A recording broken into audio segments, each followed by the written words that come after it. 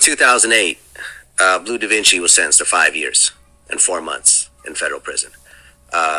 Bleu claimed that Meech presented himself as only being involved in the music industry, and it wasn't until way later that he found out about the cocaine part of the business. That's a lie. He said that he didn't show him the other side of his world in terms of all the cocaine trafficking, and he did his 5 years. He got released in 2011. The caption reads, "Paperwork speaks louder than anyone's lies or twisted false truth. If someone from your crew debriefed or cooperated with the government, is that considered snitching? We don't know about this new generation, but in ours, that's a wrap."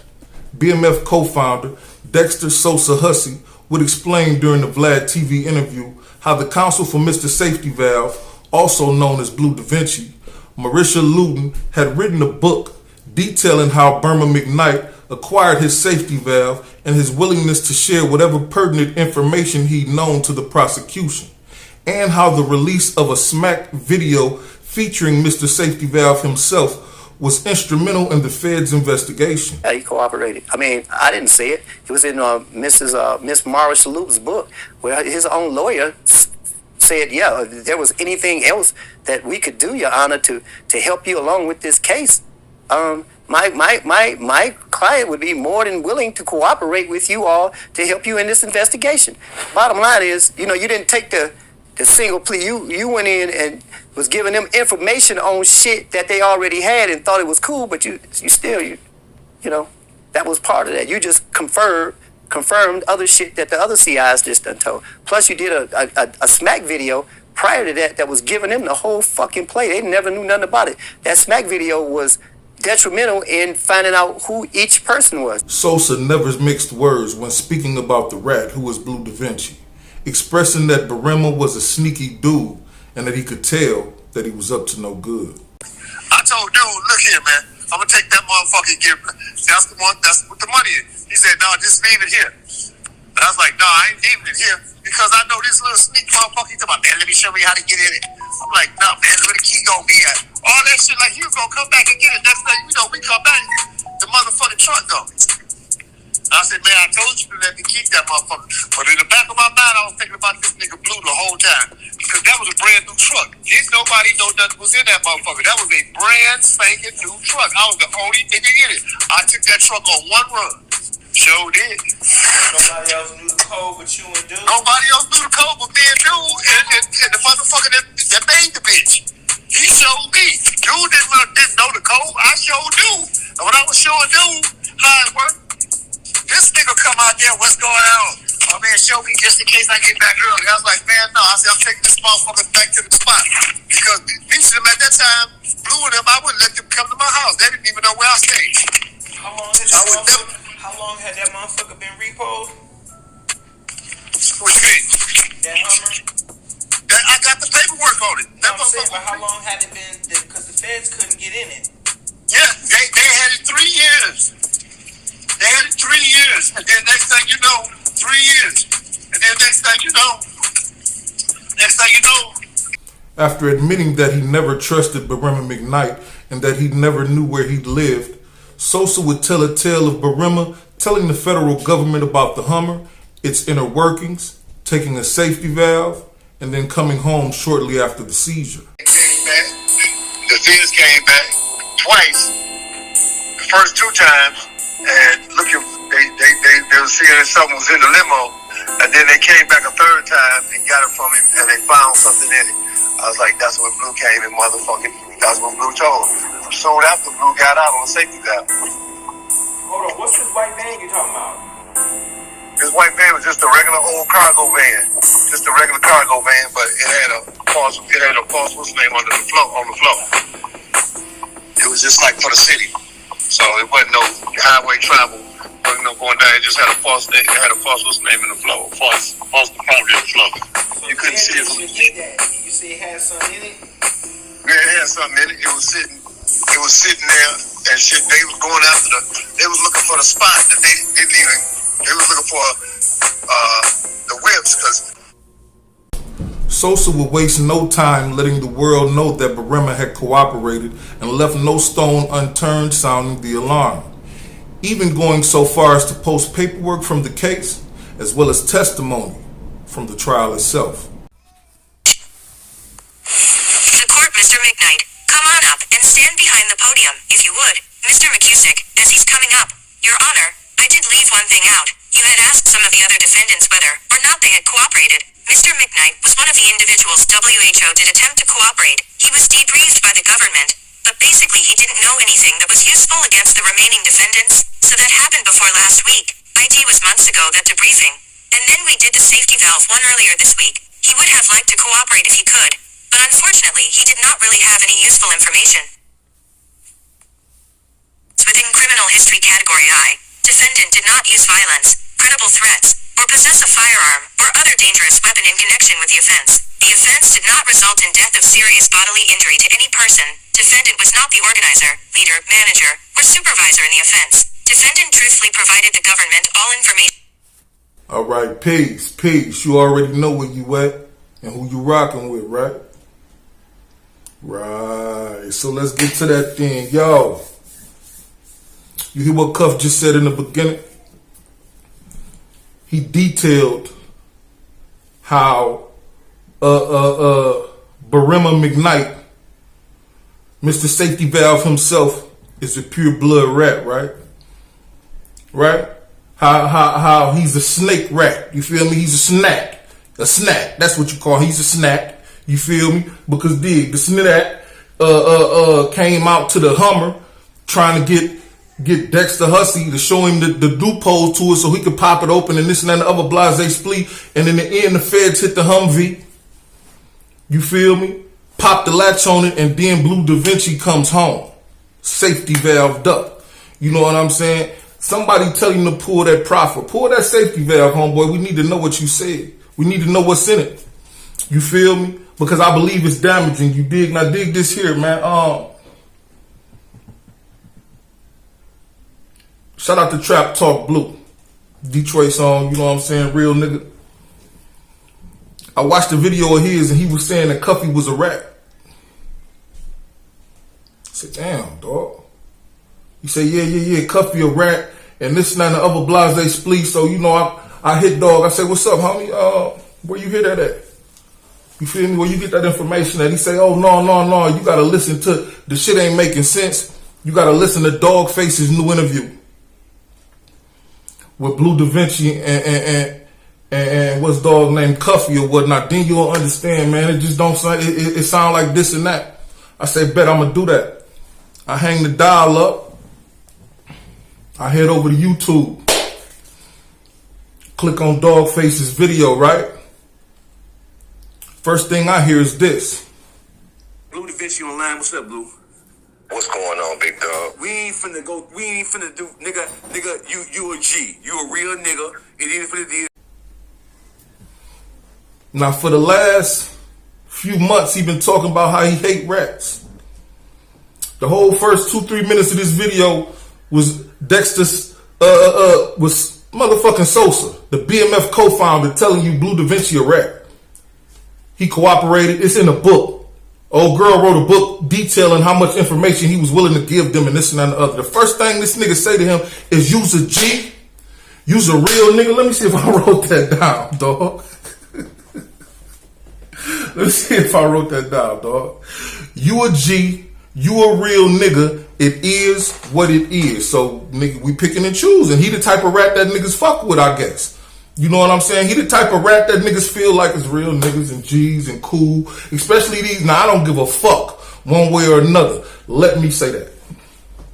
What he did not affect me, nor any of my folk. But when you got a nigga putting on a campaign, that nigga just called Street Lord Wine a rat for nothing. No paperwork, no nothing like that. Just called him a rat. You feel me?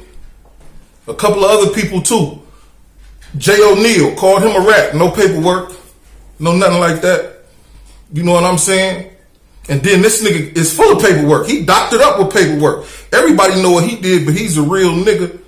And he's the G that go there picking and choosing again, homeboy. But there we go. Anyway, That's neither here nor there. I settled on Cam Capone because Cam Capone had basically the same information wrapped up into like a 13-minute little thing he published about 3 days ago because he had been covering the coverage as well. You feel me? So I settled, and his link will be in the description box down there as well. The link to the video I'm talking about in question. So let's see what they had to say. We're going to talk about a couple of points that went on, man. And I'm going to let you know why I believe Cuffy's in jail because he's a rat or because he's dumb. He's doing 27 years right now.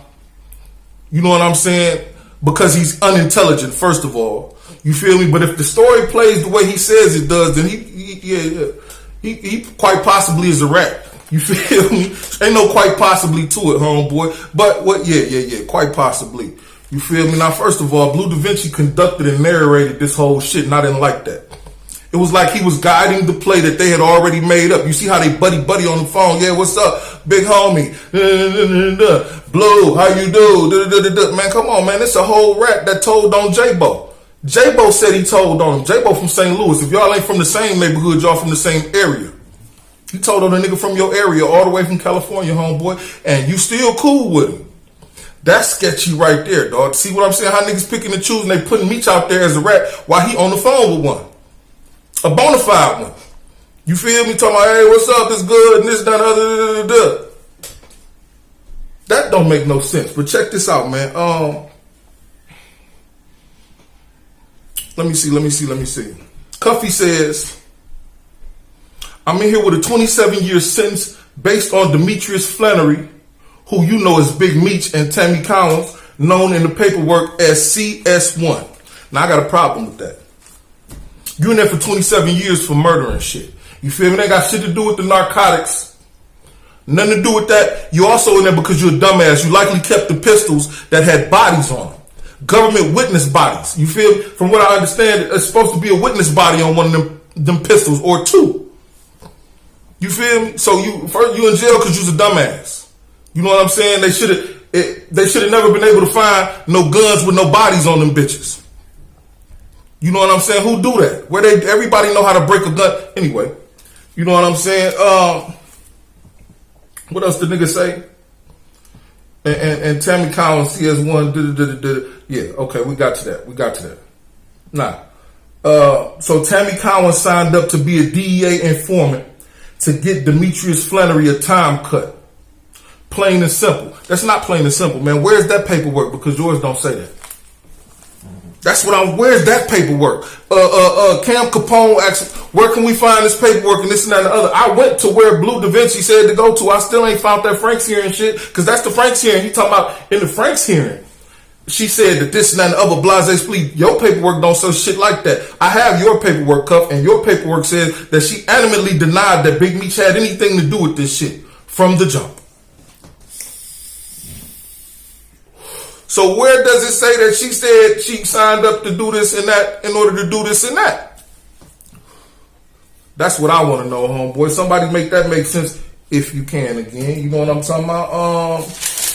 Let's flip the page on that. Cam Capone asks, how do you know and how did you come to, how do you know this and how did you come across this information when he's speaking about her taking a time cut for Big Meech or whatnot? He says, we were rewarded a Frank's hearing. It's called U.S. versus Franks. U.S. versus Frank. What Frank hearing entails is that you're able to confront your accusers, be it agent or informants, just like a regular trial. She testified in court that she became a government informant to get Demetrius Flannery a time cut. Where are those papers? This is stenographer in every courtroom. Where's that Frank's hearing shit? And I'm sure that if I was trying to put on the front that he's trying to put on and Bleu Vinci is trying to paint the front that they trying to put on and whatnot, I'd have that Frank's hearing paper that shows that she said this and that and the other. Y'all got every other piece of paperwork. Why that one missing? Now, I happen to have my phone right here, and in my phone it says a Frank's hearing is to challenge the validity of a warrant. See, that's why I said he likely had some guns with bodies on them bitches. You feel me? They challenging the validity of the warrant, trying to get the guns tossed. You feel me? When the case is already blown up. See, that's what I don't understand. The case is blown up. So how do Tammy and 50, not 50, fuck 50, but how do Tammy and Meech got anything to do with the 27-year sentence that he's serving if the case was blown up due to her sleeping with Agent Keith Cromer, her handling agent? Do that make sense? It might make sense to some of y'all, but it don't to me. Check this out, man.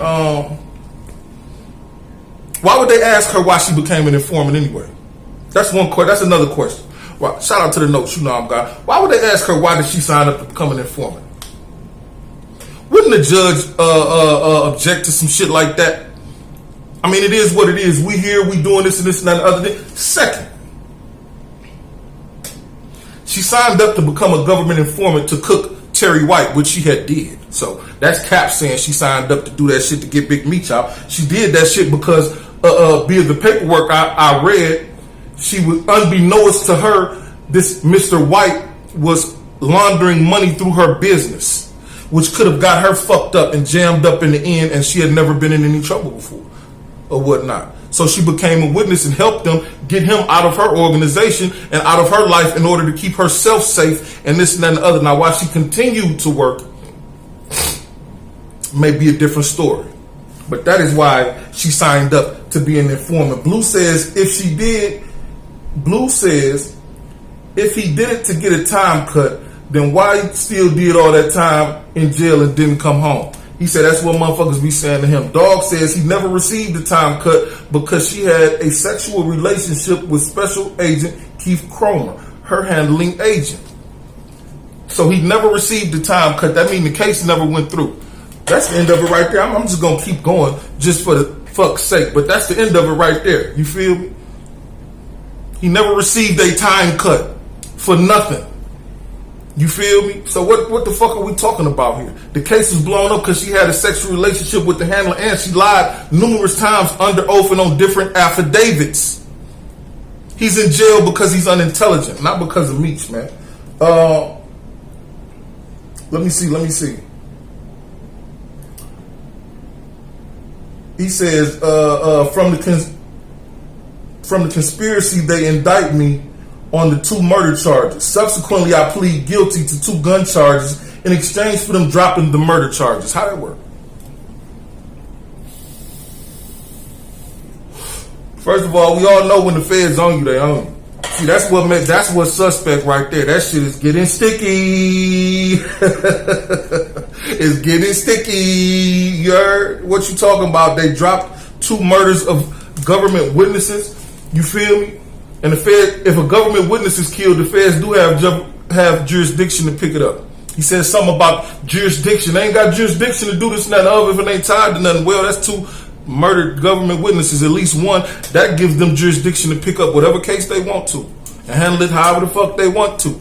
You know what I'm saying? Do your Googles. That's all you got to do. You know what I'm saying?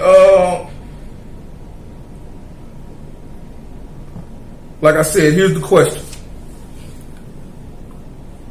Here's what I'm saying. He's either unintelligent or he's a rat. Because who did you tell on, the shooter or the driver? Did they catch you with the guns? You know what I'm saying? Did the guns have bodies on them? It's a whole bunch of questions. See, they left out a whole lot. That's why I said Dog was narrating the interview in such a fashion to mold their narrative, but it still holes in it. You know what I'm saying? At the 5-minute and 25 mark of this particular video, Capone shouts out, how did they set you up? Because he's still not convinced, obviously. How did they set you up? You saying Meech and Tammy did this, nigga. You ain't giving me no evidence. That's what I took from him saying that. You go check for yourself. Like I said, the link is in the description box.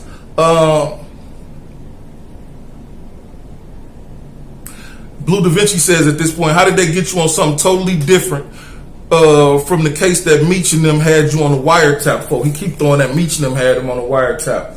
He says, out of a totally different, nothing to do with the drug conspiracy case. That's the first words come out of his mouth.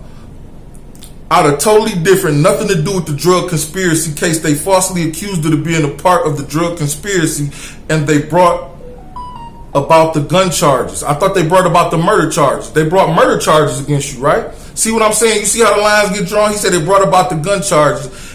That's using the gun charges as furtherance of a drug trafficking crime. So did they catch you with the guns and say you was furthering a drug crime with these guns and this and that and the other, or did they test the guns and find the bodies on them? Do they just know you killed these witnesses or these two individuals that you was charged with the two murders for and subsequently got 27 years for two guns? That don't make sense. None of this shit makes any sense. You know what I'm saying? Somebody gotta say it, dog. He said, where was it? Where Okay, and did they hit you with a superseding indictment? They let the drug conspiracy stand between me and Tammy Cowins. That's the only way they can continue to have jurisdiction. They had to leave the drug charges there. They don't pick up murder or gun charges unless they're tied to something. It's not tied to anything, then the government don't have jurisdiction. That was the Franks hearing. That's why he challenged the validity of the search warrant, because I guess he's saying the search warrant came from fruit of the poisonous tree since the case was blown up. You know what I'm saying? But the fact of the matter still stands, nigga. You shouldn't have had those mags, especially not no dirty guns, nigga. I mean, how old is Dog? Dog got at least about to be 50 or something, right? Everybody know better than that. Fuck is you on, man? Me and Tammy was originally working on a BMF movie. We gonna skip forward because I had some shit right there, but I ain't about to worry about that. And then, like I said, what happened to the murders, man? He talking about the guns. They brought forth the guns in furtherance of a drug crime. What happened to the murders, nigga? They brought up the murders and then agreed to drop them. That's what you said first. Agree to drop them to the gun charges. Not anyway. He said, me and Tammy was originally working on a BMF movie. I originally paid for the script. We were shopping the movie in 2010. And then he jumps to saying that Fidel Suarez was the initial target. So here's a question. Did she obtain whatever rights that Cuffy thought he had to Meech? You said they was riding around together, right? Did she obtain whatever rights that Cuffy believes he had to Meech? You feel me? And if so, how? See, that's the thing. I gotta agree. Like I say, Trap Talk Blue. He said, man, how do Cuffy even know her, nigga? When Blue say he didn't bring her around to hang, he didn't bring her around the squad. She was just his old thing that bought him Kawasaki's, and he did it. So how she get to shopping the movie script with Cuffy then? And becoming Big Meech's best friend? I think somebody salty about losing their thing. Maybe even both of these niggas, you feel me? Straight up and down, dogs. This shit just don't add up. Meech put her with Special Agent Jack Harvey. Where the evidence of that at? What evidence of that at? Meech put her with Special Agent Jack Harvey. That ain't even the man on his case. That was Cuffy that said that dumb shit. That ain't even the nigga on his case. The nigga on his case was Agent Cromer, I believe. Well, yeah, Harvey was on his case, the original BMF case or whatever the fuck case may be. Right. But the motherfucker that went after him was Cromer. So what he talking about and why is he spinning the narrative? You St. Louis niggas don't at me. That nigga's stupid. He in jail because he dumb. Why he didn't fight the charge? You know this fruit of the poisonous tree. You know this case is blown up. I fight the case. I let all the facts play out in court. I let all her lies, all the affidavits, all this shit plays out in court. They tossed the mags, right? Why you didn't do that? Because he's a scary ass fuck nigga. He's dumb. He's unintelligent, and that is the reason he's behind bars. It ain't got nothing to do with Meech, at least. It might have something to do with Tammy, but it damn sure ain't got nothing to do with Meech, man. Peace to the 5% nation of gods and earths. Until we meet again. I'll be back.